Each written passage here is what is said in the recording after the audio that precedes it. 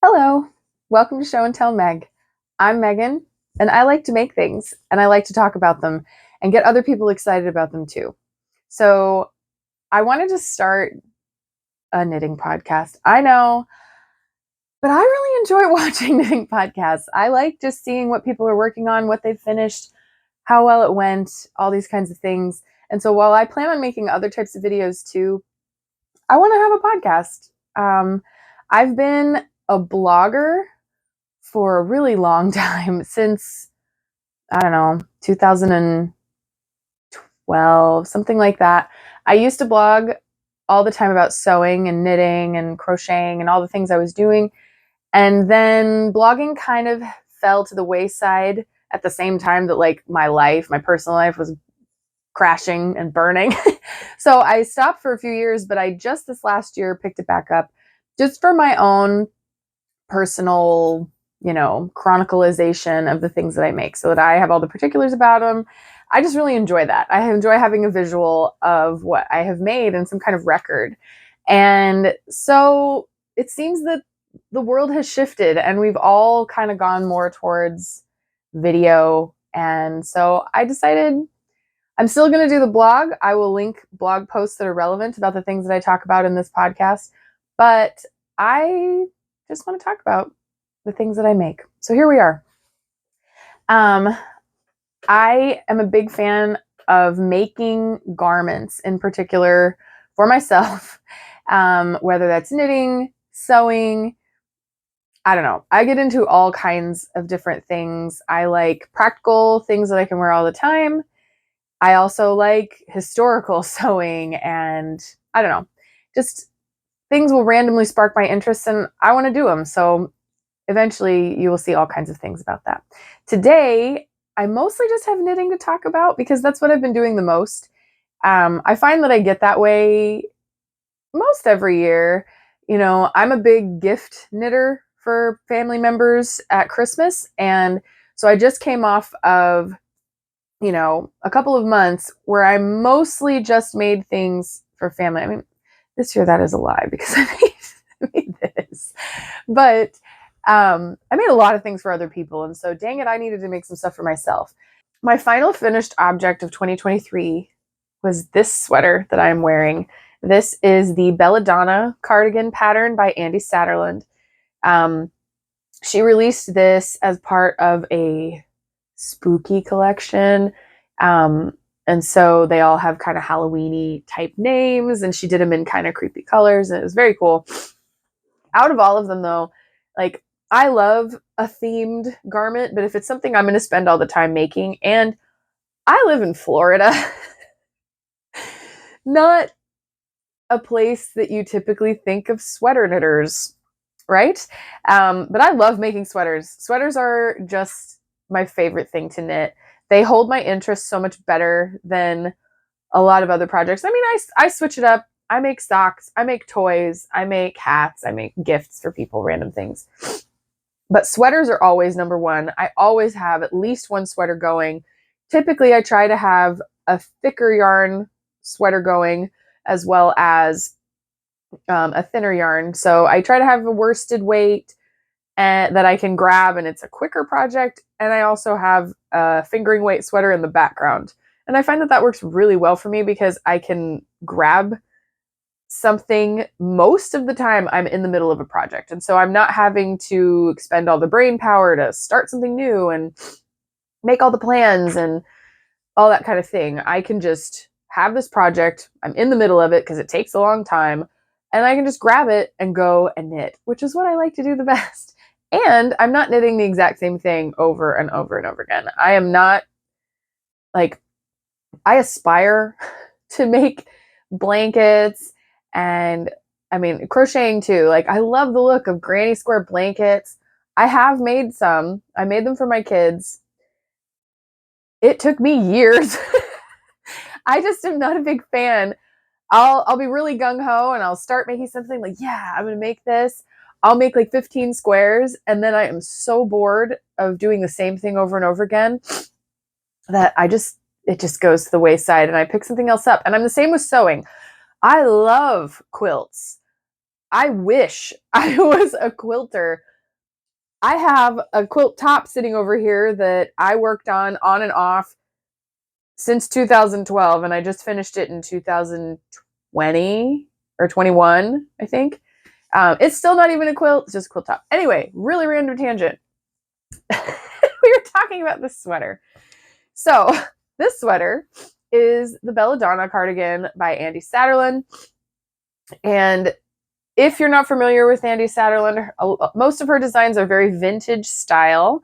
They're very fitted, tend to be kind of cropped, and they're kind of that same silhouette, very 50s, 60s kind of shapes. And she just adds some kind of cool detail to it, like a cable pattern, a lace design.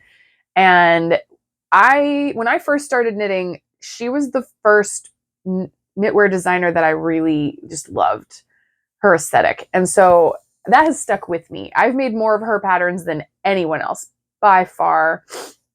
And it was so sad. Like, Andi, we miss you. I miss you. I loved your designs.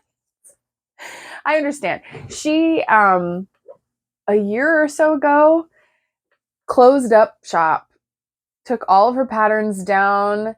She did kind of a final last stitch sale, and you could buy whatever patterns you wanted. And so I got this at that time when she was no longer going to be selling it. And I understand. I think she had a lot of, the background stuff of running a business. I work in a family business. I completely understand. It's a headache. Like, turning something you love into a business.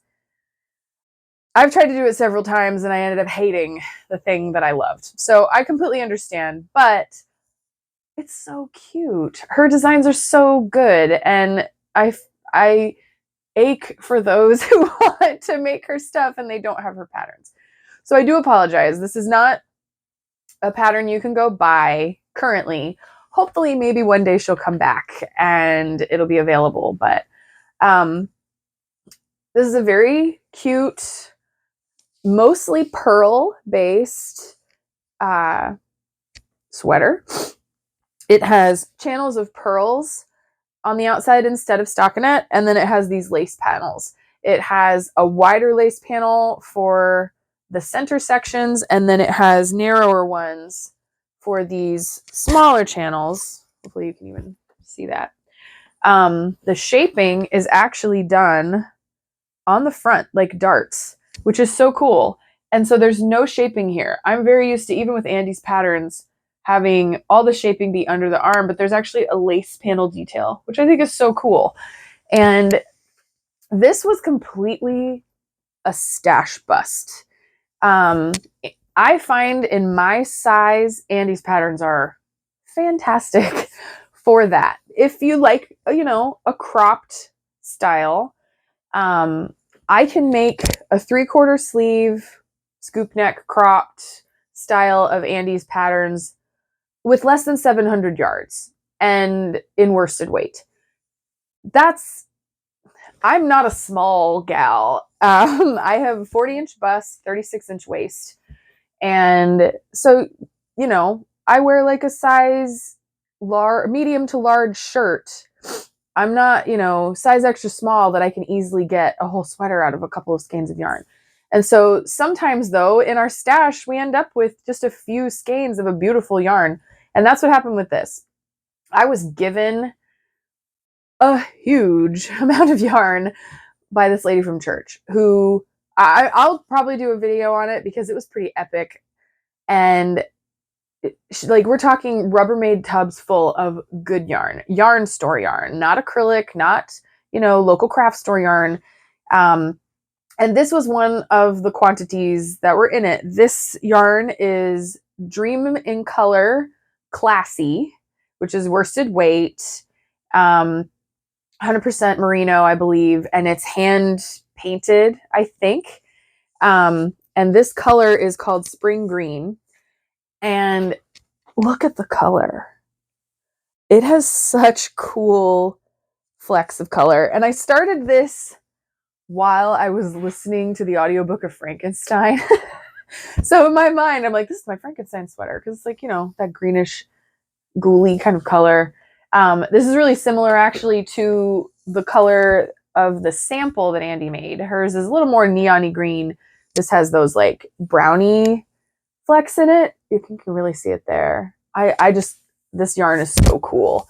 And it's beautifully soft. Like, I loved it in the swatch, but blocking this, it is so much softer. I've never worked with this yarn before, and I really enjoyed it. So I have learned how to make Andy's patterns fit me really well over the years, because I've made so many. I have several of her sweaters when I was a larger size. And even when I was larger size, like my shoulders, they always hung over my shoulder, like a slight drop shoulder look. And that's just not my favorite thing. I don't know, with the shape of my shoulder, if you sew clothes, the more you sew clothes, it's not that I'm critiquing my body. This is my body. I'm fine with it. You have to learn what about your body deviates from the standard pattern so that you can adjust and make things fit you. This is just the way that it is. And I have very slopey shoulders, and they're very narrow for the size of the rest of my frame.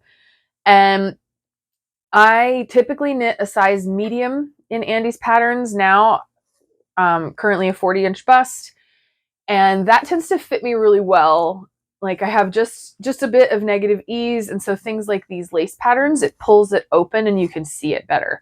For this one, I tried an experiment where I knitted the next size down for the shoulder area and then increased out, did change to the medium size stitch count when I got to the underarm area.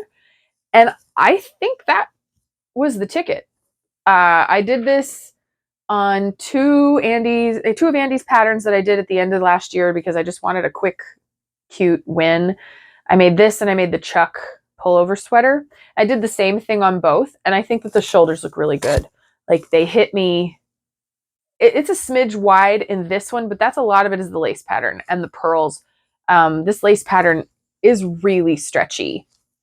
So in the Chuck, though, it makes it where my arm side is right where it needs to be. And I love a good fitting arm side. So anyway, this has a really cute scoop neck. It has the dart shaping in the front and in the back. I had to kind of fudge that a little because I didn't pay attention to the fact that I was supposed to be decreasing on the back. And I had been doing it a lot up here. So, we got there in the end, and it fits great. And I was able to make this out of 3 skeins of yarn. And I think they were like 208. No, it was just shy. It was like 680 yards, I think, is what it took. I have all the notes on my Ravelry. I will link that.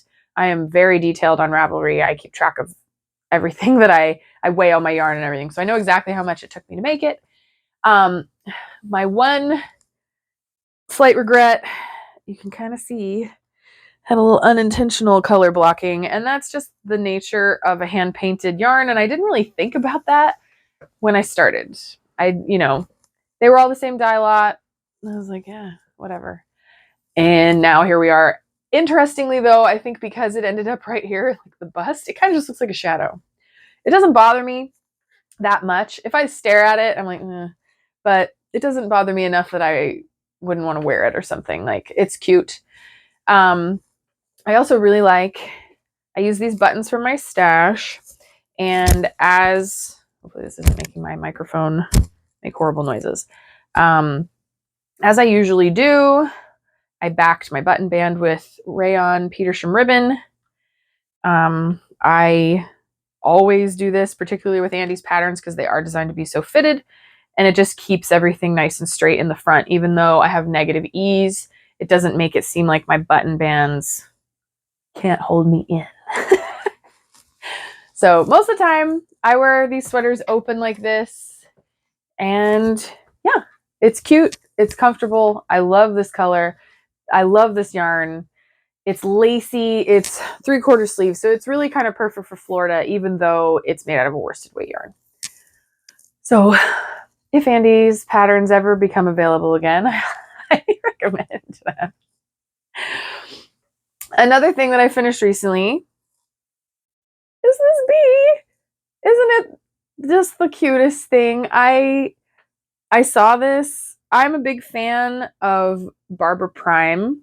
She is a toy designer. I don't know if you would call her amigurumi, if you just call everything amigurumi now.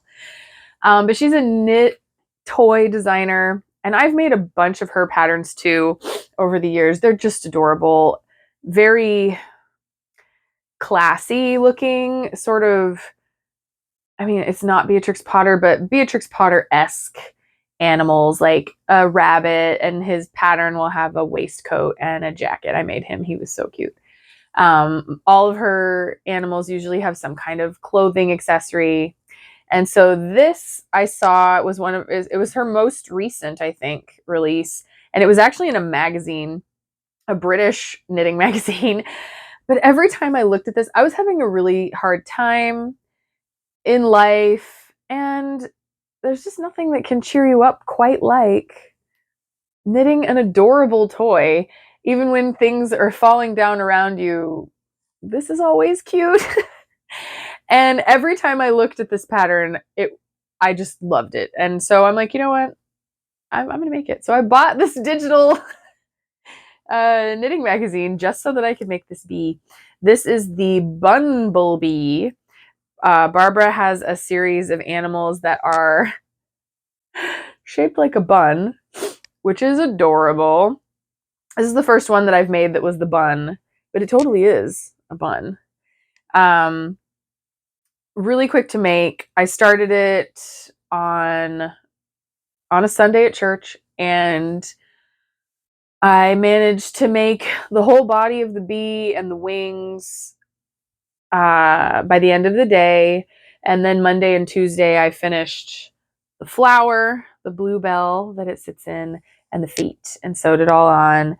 And I have a ton of craft eyes because I used to make crocheted toys all the time. But in the colored ones, like I have tons of black. Black just didn't do it. I mean, on a black yarn, you could barely see them. So I was very limited as to colored ones that I had. The pattern recommends that you use 18 millimeters. I only had 12 millimeters. And the pattern shows it with like a yellowy outside, which I think was adorable. And I really wish that I would have had them. But these blues are the closest I had. And aren't they so cute? I've had some people say he's making a creepy face, but I just think he's so... Oh, he's all smooshed. It's just so adorable. Yeah. So I definitely recommend this pattern if you need to make a bee. And then you get all those other patterns out of the magazine too. So I finished this within a few days. Quick project. It's going to sit in my sewing room and make me smile every time I see it. So how is that a bad thing? We'll transition into finished and not finished because I'm making socks. This is my oldest work in progress. I went to a hockey game, to a Solar Bears hockey game, like the 28th of December, 2022. And I was afraid going to the arena that, they want you to have those clear bags. Would they freak out about me bringing knitting, pointy objects? Am I going to get a guard who's not comfortable with that? And so I didn't want to bring the bigger project I'd been working on, but I still wanted to knit something. Like, I'm not a sports gal. And so the thought of sitting at a hockey game with nothing to occupy my hands, I'm no. So literally the last 10 minutes before we left, I grabbed this yarn and a pattern that I had already made. And so therefore I had it printed out and I knew exactly what to do for it. And stuck it in a bag and went to the Solar Bears game. And by the end of that night, I had, I think, Tahir done at the game. Start at the cuff. So these are the Jaywalker socks, which is a free pattern by Grumperina on Ravelry. And they're just a cool, really simple sock that you get this cool chevron. And I've made them before. I made some modifications that, you know, I didn't really know how to make the modifications I was doing. I made them in Felici by Knit Picks, which I love. I love when they have Felici. It's so soft. I love the color stripes. I was trying to achieve the chevron on top and not on the bottom, but I was trying to change the heel. I wanted to do an afterthought heel because I had just sort of convinced myself that that was the best way to go with anything that had a self stripe. And in the process, I ended up messing it up. So they're not perfect at all, but they still fit me. I do wear these, they're comfy. So this time, I decided to just do it like the pattern says and let the chips fall where they may. I mean, this is a self-striping yarn. I, deliberately started it in the middle of the yellow, knitted until I got to here, and then I was like, oh, I need to do the heel, and it was just barely starting into the pink, and I was still doing the leg pattern. I was like, you know what? That's going to look a little jarring. Why don't I just start the heel flap right there at the pinks, where it transitions into the pink? This was a spur of the moment decision. I could not have achieved this look with these if I had tried. Like, how perfect it lined up exactly. Like, you knit to here, knit the heel flap and gusset, or the heel flap. Then when the gusset started is when it picked back up in the pink pattern. Like, it looks like I am a knitting mastermind here, but this was entire. Look at even the toe. The toe is in the pink and yellow. Like, I'm still amazed. I could not have done this if I actually tried to plan it. But there's no zigzags on the foot, so it's nice and comfortable under your foot. There's no, pearl bumps, or not pearl bumps, but knit two togethers, which is what gets this. Really, really simple pattern. The sad thing is, once I picked this up, I finished this sock in less than a week. And now I'm on to the second.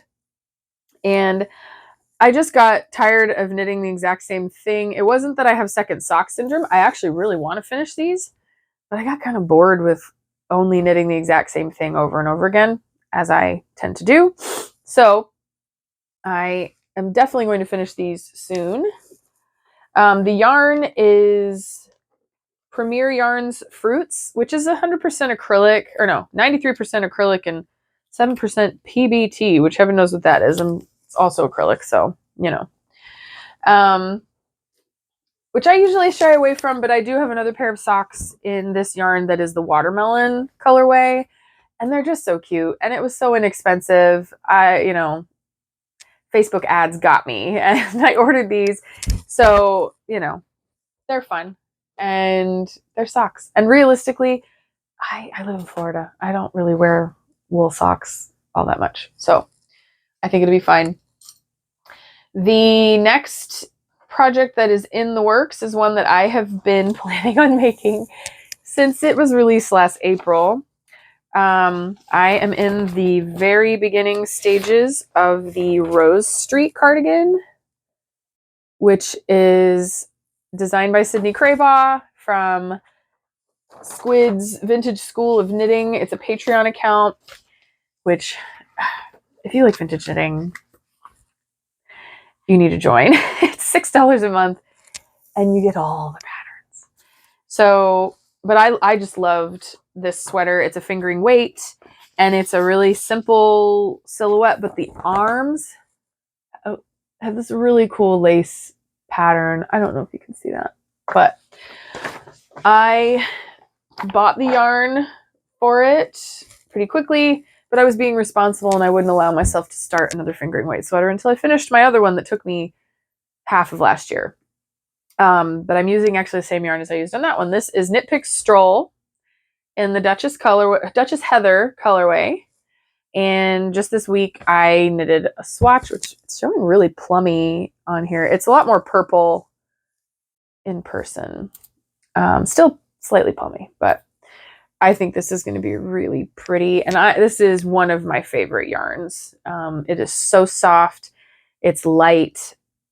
Yeah, I would make everything out of Knit Pick Stroll if I could. So that is officially in the works. Now that I have the swatch done, which that's the one thing is you do need to swatch for her patterns because the whole pattern is completely size inclusive. She gives you these measurement sheets, and she has certain measurements you're supposed to take. She assigns a letter to each of those, and then you plug that number into the pattern and you make it fit you. I've made one other pattern of hers. I made the Florist Bolero because I figured it was smaller. I could see how this all works, and it worked out great. Sadly, I don't really wear boleros very much, but the process of knitting it was really fun, and I love her vintagey patterns.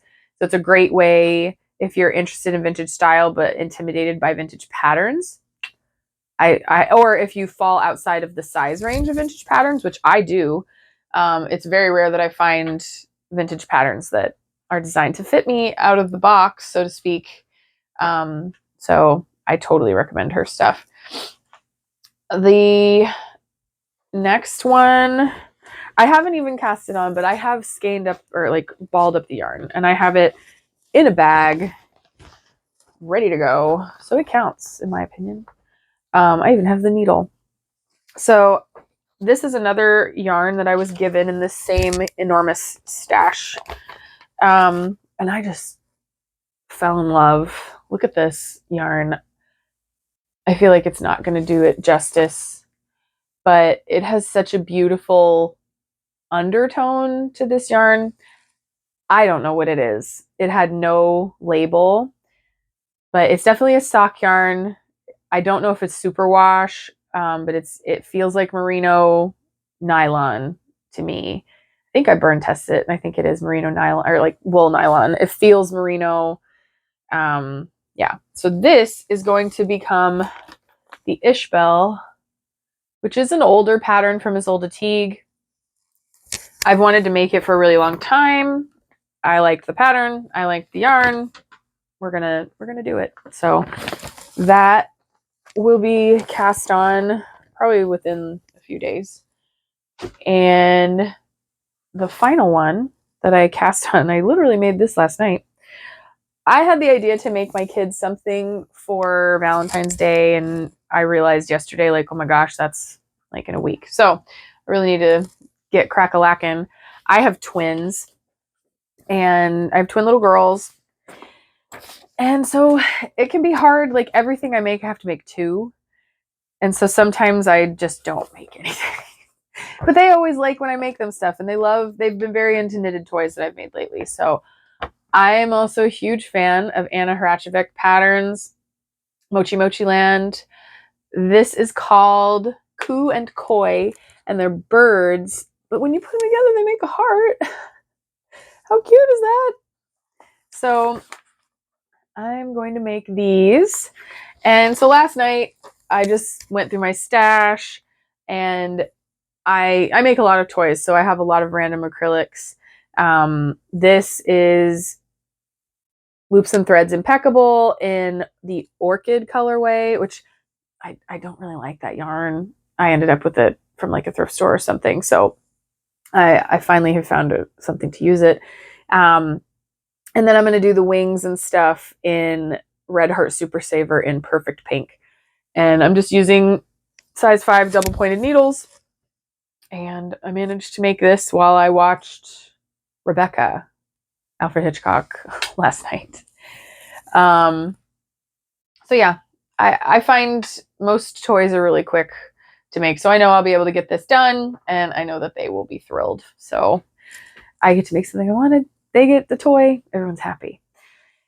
I have a sewing project going. I'm staring at it on my dress form, but it's a disaster over there, so you don't get to see it right now.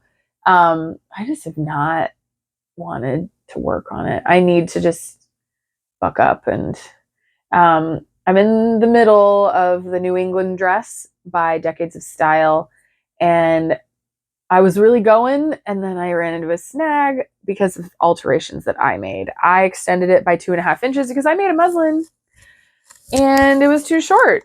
Like, I do I'm a little teapot. I know where my natural waist is, and I'm used to having to extend things.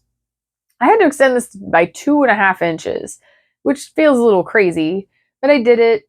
And now that I have the whole thing, I have it the bodice and the skirt put together on the front and the back, and it's time to put in the side zipper. And I just stopped and put it on, pinned it on me, and it's way too long. So now I'm like, really? And I had already serged the edges inside at the waist. And so I just haven't been in the mood to tackle it. I want to wear this dress though. I actually would like to wear it in a few days. So hopefully I can make myself get that done. And I'm making it out of a really nice black linen, making it long sleeve with the bishop sleeves. And so hopefully after I get this one, I can like make other versions of this dress because it's really cute. I've wanted to make this for years. So there's that. And reading wise, I recently finished the Pines series by Blake Crouch, which I was contemplating if I was even going to say anything in this, but I want to set the precedent for talking about books. I'm a very avid reader. I listen to audiobooks like all the time. And so I listened to the audiobooks. This is a 3-book series by Blake Crouch. And it's honestly not typically, I guess I wish that the first book I was talking about was a little more highbrow. Because I'm not typically one who's into, sci-fi and fantasy. I like it occasionally, but I'm not a thriller reader. I'm more of a classics kind of reader. So anyway, this was a little out of my usual stuff that I pick, but I really like Blake Crouch. Last year I read Recursion and Dark Matter, and I loved those. Like, they're a little edgier than what I typically read, but the idea behind each one of them was just so cool. And the amount of thought that he puts into the science aspect of all these crazy things that he has going on was really cool. So I like his stuff. And so when I was told, oh yeah, this series, you just have to read it, I picked it up. It was fine. I take a lot of issues, especially with the first book, with a lot of things about this society, which if you've read it or if you've seen the TV show, I'm sure you know what I'm referring to. I didn't like, I felt there were some unnecessary things that were just put in for shock value, in my opinion. And so it just wasn't my thing. This was the most horror like out of any of his books that I've read. And it was 3 books though, but the idea was cool, and so I was like, yeah, I'll read it. They're not incredibly long. So I did read the whole series. I just finished the last one, which is called The Last Town. And I mean, I enjoyed it. I go through them really quickly because you kind of want to find out what's happening. But in the end, I was like, I mean, okay. It was fine. It wasn't terrible. He didn't tank at the end or anything, but I felt like a big part of the very, very end, I'm like, that's a bit overkill, man. I don't want to spoil anything. If you've read it, I'm sure you know what I'm talking about.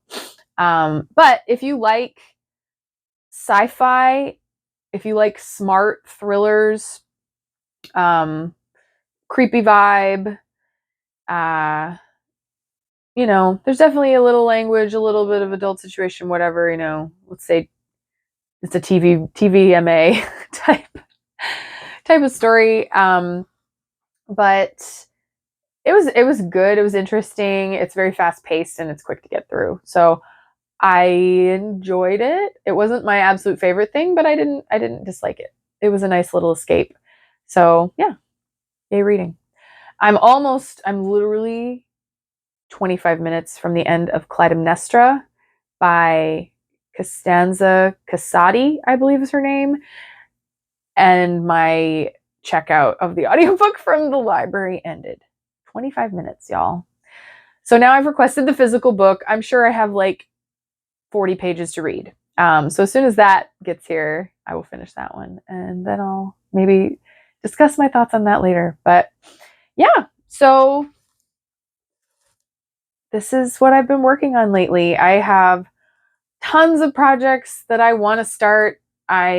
Because I was being so good about finishing the longer standing projects that I was working on, and not allowing myself to cast on anything else. So I was just devoted. I completely focused on what I was making. I also finished a sweater. I didn't want to talk about it because I just did a whole review video on it, so you'll see that. I finished the Moan cardigan in the month of January. I finished it in less than a month. So that was another one. But that one I have a video by itself that goes into all the details. If you're curious about this pattern and you haven't seen that, check it out. And yeah, so yay knitting. I will be sewing. I will be learning how to spin. I have yet to do that. I've been watching videos, trying to get I've acquired some raw fiber. I got a spinning wheel for Christmas from my parents, so I'm very excited to try it. I mean, I say I'm very excited, but I've had it since Christmas and I still haven't officially spun anything. I've played around with it and it does look really cool when you play around with it. I mean, who doesn't love a cool spinning contraption? So that will be happening, but it just hasn't happened yet. So yeah, I hope that you enjoyed this episode. And if you did, please give me a like. Subscribe if you want to see what I have going on in the future. I hope to be able to post, I don't know, once a month-ish, this kind of video. Maybe, I mean, depending on what all I have going on. But if you are a maker of things, I hope that you get some time to do the things that you love. And I will see you next time. Bye.